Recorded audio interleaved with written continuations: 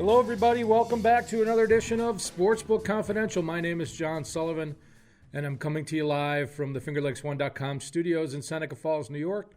And this little show here is to help you learn and grow as a sports bettor. And unusual show today. It's a very, very light sports weekend. There is the NHL All-Star Game on Saturday and the Pro Bowl on Sunday in the NFL, but those are exhibition games, and I do not wager on exhibition games, which includes stuff like preseason NFL. I know there are other people think there's value in those wagerings, but I personally just stay away from those. The Australian Open is going on right now. I don't follow tennis very closely, and one of these days I'll do a show on what I call head-to-head sports, where it's one individual against another individual. Such as MMA and boxing and tennis and things like that. There's some pitfalls into wagering on those types of events, and I'll cover that someday. Hopefully I can get somebody that bets those sports on, and we can discuss it. But today, because it's such a light sports week, I thought we would talk about, instead of our sportsbook lesson would be, instead of betting concepts for profit motive, I thought we would just discuss wagering as entertainment only and talk about how it differs from what I've been doing here with the show for the last year or so, teaching beginning to intermediate sports bettors how to look for value and how to manage bankroll and attack wagering with a profit motive. And so today we're just going to talk about sports betting is pure entertainment and nothing else. And then because of the light sports week, the only thing we really have going on tonight is college hoops. I've been working on an NBA model, but I'm not satisfied with it. So I am withholding NBA for now. But if I can fiddle with it and get it to a point where I feel like my model is predicting the market well, then we'll get into NBA at some point. But before we talk about sports betting as entertainment, let us do what we always do and update my bankroll. And it was not a kind week. As one of my commenters said on the YouTube channel, you don't know nothing about football, and last week I did not. We had Friday night, we had the Jets money line, and Connor Hellebuck had his worst game of the season. Jets lost at home 7-1, and that was minus $16 to the bankroll. And that was hockey, of course. And Saturday we had the Chiefs, on Sunday we had the two conference championships, the Chiefs and the Titans. I had under 53. The market closed at 52, so I beat the closing line. The Titans were up 10-0. And I really thought that I had a good chance to get that under, as I expected the Titans to really try to slow down the game, and it just didn't happen. The Chiefs exploded, and Mahomes had a great game. Kudos to them, but it was not to be. And then I had Packers plus 7.5, and Aaron Rodgers probably had his worst game in a long time. He had 3 fumbles and an interception in the first half. He only lost one of the fumbles, so only one of the fumbles was a turnover. However, the other 2 gave them very bad, third and longs, very bad field position, and killed drives. And it was 27-0 at halftime, and believe it or not, the Packers actually had a shot to cover, not really a 7 or 7.5, but if you had 8, but they decided to go for 2 very early in the fourth, right at the end of the third quarter, early fourth quarter. And that was a mistake because it didn't reduce the amount of possessions they needed to win the game, the amount of scoring possessions. I think from an analytics perspective, that was a mistake. But it killed the cover. If you had 8 or 8.5, you had no chance at that point. And he threw an interception at the end of the game that was meaningless. They had to score 3 times, and there was only like 2 minutes left. So he threw it down the field, and Richard Sherman picked it off. So if you do the math, that's minus $48 to the bankroll. So all our previous gains were wiped out. Our new bankroll is $424, and the bet size is reduced to $14 going forward. It's been a tough couple of months. Around Halloween, we had our high for the year of about 740 something, and it's been a big downhill slide for us over these last 2 months of the football season. It's been a lot of chalk. For those of you who don't know the term chalk, it means favorite. Favorites have won and favorites have covered, and with the exception of the divisional round of the playoffs, it's pretty much been that way. So, obviously, I also got the national championship game wrong. LSU covered easily, but unfortunately, I'm always looking for the value, and sometimes the value is on the lesser of the two teams. Sometimes there's extreme value in taking the underdog, and that's just how it goes sometimes. Hopefully we can get back to our winning ways. But today we are going to not talk about wins and losses. We are just going to talk about betting as entertainment. And wagering is a way to become engaged in a live event or activity. That's what sports betting is all about. People have Super Bowl parties, and they might have a Super Bowl square board. Those of you know that is, which is there's no skill involved in that, but gives somebody a rooting interest in the game. Even if it's just to get a certain score. But wagering, between your friends, whether it's for a 6-pack of beer or $1 or $100. The amount really doesn't matter, but it's a way to get you involved in the game, a game you might not otherwise watch. Now, for those of us that are real big sports fans like myself, I watch games all the time that I have absolutely no betting interest in. And one of the reasons I do that is because hopefully I can gain some insight into making a future wager involving one of those teams or that sport or whatever. So, it piques my interest anyway. So I don't really need to wager on a game to want to watch a game. But for some people, that may be the case. Now, it's not just limited to sports. Of course, we have sporting events and horse racing. Most people won't go watch the horse races and not bet on the horses. It's a way to keep them engaged in what's going on and to want to watch and anticipate the races. And then, of course, you have elections and awards. You can, in some places, you can legally bet on the elections, including the upcoming presidential election, and awards such as who's going to win the Heisman Trophy, who's going to win the Academy Award, who's going to win the Nobel Peace Prize. You can bet on all those types of things. The sports books will make odds for you. That's a way to become engaged. It makes you want to, if you're betting on who's going to win the Nobel Peace Prize, it's going to make you want to read up on it. It's going to interest you in that particular field or that upcoming event. So sports books provide innovative ways to wager on events, and most of my examples here are related to sports events. But you can see the first one I have is called derivative bets. And, if you bet on a game, you can bet on a team to win or the over-under on the total score. But derivatives are fractions of the total game wager, such as who's going to win the first half, who's going to win the first quarter, who's going to win the second half. Is it going to be over or under on the first half? The total is 25 points. So you can, if you go to the sports book and you decide to have something to eat and you can only stay for the first half of the game and you want to have an interest on the game, well, you can bet on the first half. Who's going to win the first half? Who's going to be over or under? How many points is each team going to score? You can bet on either one.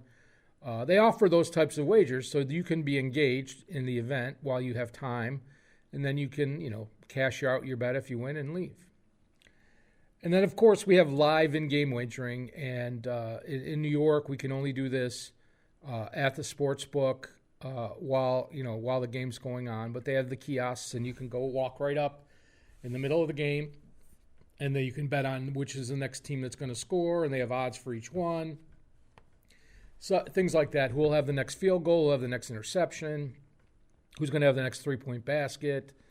All kinds of stuff like that. Who's going to win the next set in tennis, or who's going to win the 18th hole in golf, and they do all kinds of stuff like that. And they're always coming up with new ways to keep you engaged and keep you to want to go back and place another bet while you're watching.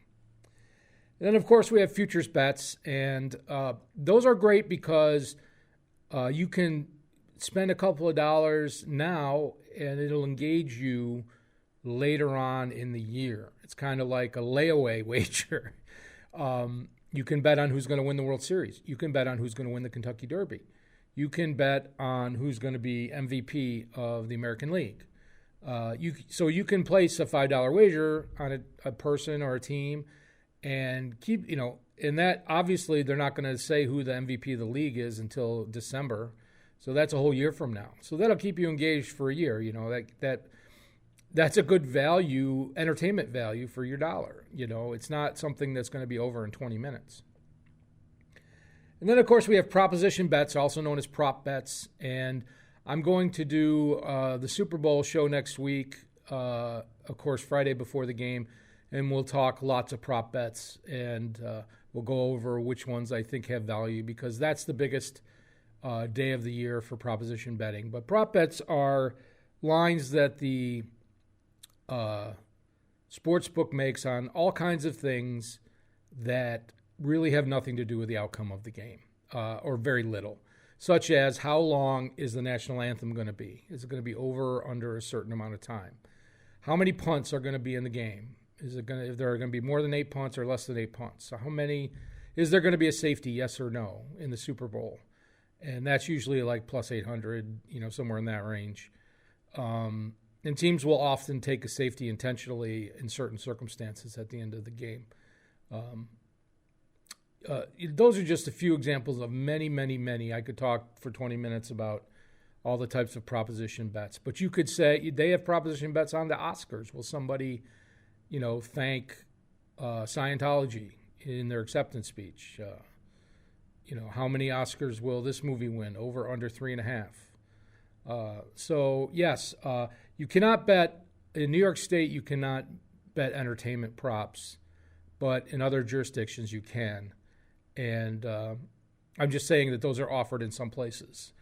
But again, it's betting as entertainment. If you don't like to watch the Oscars and you're going to an Oscars party, well, maybe placing a prop wager on the Oscars might be something to keep you entertained. So, or have a little wager pool amongst you and your friends. So let's see what else we got here in betting as entertainment. Betting is just one form of many ways to spend your entertainment dollar. And so we can talk about all the different ways you spend your money on entertainment. Of course, I have the gaming here, slots and lotto and table games, all the stuff you'll see in the casino. Then, of course, if you go home, you've got video games and other media, such as the money you spend on streaming. Do you buy the Disney streaming service? Do you have ESPN Plus like I do, so I can get all the CFL games? Do you have Netflix or Hulu? Do you have cable? Live entertainment. Do you go to shows? Go to the comedy club? Do you go to movies? And then meals, travel, etc. You collect stuff. You have a budget on your collection. Go out to eat. You like to take vacations or go on a cruise or whatever. Those are all, that's entertainment money. That's the money you spend on entertainment. Things that help keep you sane, for lack of a better explanation. But if you want to get value for your entertainment dollar and you like sports, wagering may be a good fit for you. And I feel, I work at a part-time at a major grocery chain, and I have a lot of friends that I work with that buy lottery tickets with regularity, and they'll spend $10 or $20 on a lottery ticket. And in New York, we have scratch-offs ranging from $1 up to, I don't know how big they get, $50 maybe, but they have vending machines at the grocery store, and people just buy them and scratch them off. And I keep saying, a lot of these people are football fans, and I said, geez, if you bet Monday Night Football, you spent that $20 on Monday Night Football, you have a much better chance of winning than the scratch-off. And again, it's choosing your form of entertainment. That may be more entertaining for them. But I feel like the $20 you would spend on a Monday Night Football bet versus the $20 you spend on a scratch off, that $20 on the Monday Night Football game is definitely going to last longer, even if you lose. That scratch offs, the entertainment is going to be over in a couple of minutes. And usually, what happens with the state lottery scratchers is that if you get a $20 ticket, you'll end up winning like $7 to $10 back. And they want to entice you to go buy another one to try to get even, which is a little evil. But, my point being is that sports wagering can be a very high-value entertainment device. And I understand there are people that have trouble understanding risk, and they have trouble with impulse control, and we should probably have a gambling expert on someday to talk about sports wagering, a gambling addiction expert. But I feel like, once again, if you have set aside this money for entertainment and you know that it's going to be spent on entertainment and you're not expecting a return from it, you should have no trouble using sports wagering as a form of your entertainment dollar. And then down here I have parlays, and you know how much I hate parlays. But I'm going to recommend parlays here, so mark this down on your calendar because this is probably the only time I'm going to recommend it for beginning to intermediate sports bettors. Parlays are cheap wagers that can provide maximum entertainment value with very little, with reduced win probabilities. Now, what I mean by this is, you can make a $1 parlay at the Del Lago Sportsbook right down the street. So you can bet, as little as $1, and you can bet up to, 15 games, 15 events on a ticket. And if you want to watch a whole weekend of football and see if you can pick all the winners for $1, that's tremendous value. That's tremendous entertainment value. And there's nothing wrong with that. You're not going into this wager with a profit motive. You would like to win. It would be an exciting bonus if you won money on it. But you have to realize if you bet on 10 events to 15 events, it's a very high unlikely scenario that you win it. And when somebody does win one of those, the sports books and often the media that the sports books advertise with will promote that. They'll say, look, you can spend a couple dollars and win a big amount of money. But again, it's the same thing with a lotto ticket. If you go in and buy a lotto ticket every Saturday and then you go, maybe someday I'll win the lotto jackpot. Well, your parlay is actually, even though it's a low probability of winning, it's a much higher probability than winning the lotto. So, if you went once a week, like on a Friday, to bet the weekend football games, and you were going to pick, 10 football games to win and parlay them together and spend $1 or $2, and that's fine. That's less than a cup of coffee for me. So I have no problem with that. Again, it's as entertainment and not as a profit motive, because people tell me all the time, they tell me stories about how close they were to hitting a big parlay, a fishing story, bad beat story, whatever. But that's designed to be that way. It's designed that you'll likely miss one leg. Sometimes you miss two, and then every once in a blue moon you hit it. So, but sports wagering is, I think, if you're a sports fan, it's tremendous entertainment value. There's a lot of free sports on TV, on the internet, and it's exciting. It's exciting. It's a good feeling when you win. I've said this before. Todd Wishnev, that was on the Action series on Showtime, said that he likes the puzzle of sports betting, and that's the challenge for me. I like the puzzle of sports betting. I like trying to predict what is going to happen in an upcoming event, just like I like to predict, what might happen this year in the presidential election. Politics fascinates me. I don't really like to talk about it publicly, but sports betting is, I feel like it's a chance. It's a hobby that can make me a little bit of money, and I enjoy spending time doing it, and it's taught me a lot. It's taught me the bankroll management part of it. It's taught me, I used that part of it in my everyday life and helping my budgeting and stuff. So there's value in that as well. But that's it for the Sportsbook lesson. Betting is entertainment. It's very good value. People are allowed to spend their entertainment dollars however they want, and I think you get a lot more out of it than you do playing slots or table games or lotto.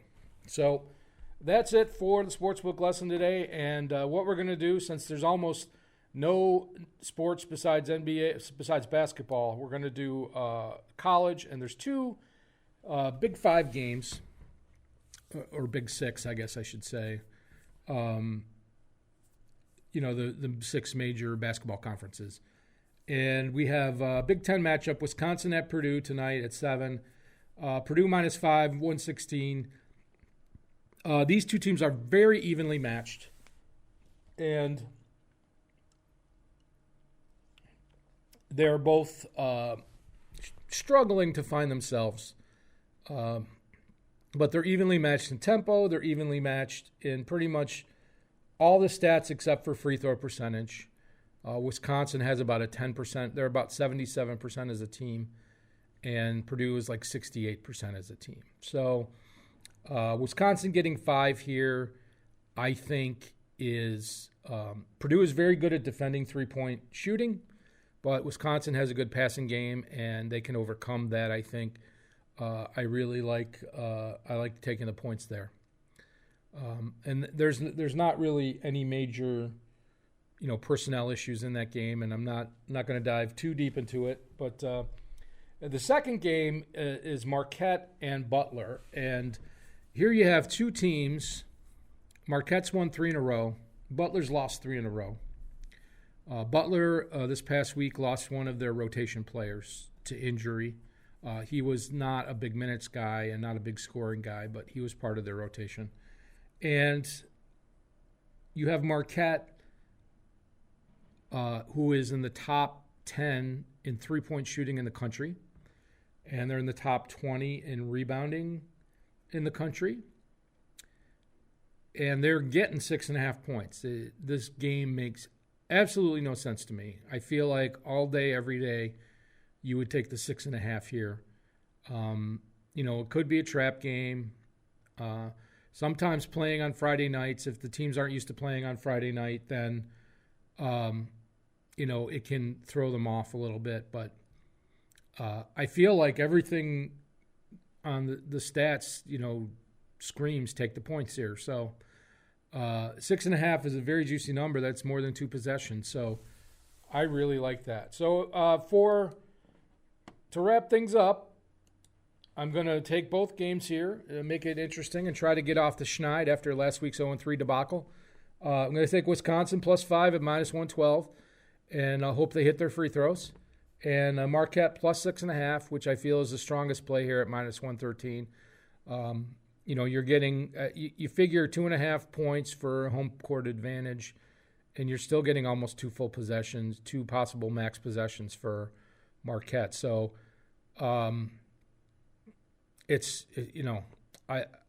maybe things will change. We'll see how the line ends up. We'll see if I end up beating the closing line tonight. But that's what I'm going to do. And next week is going to be the Super Bowl show.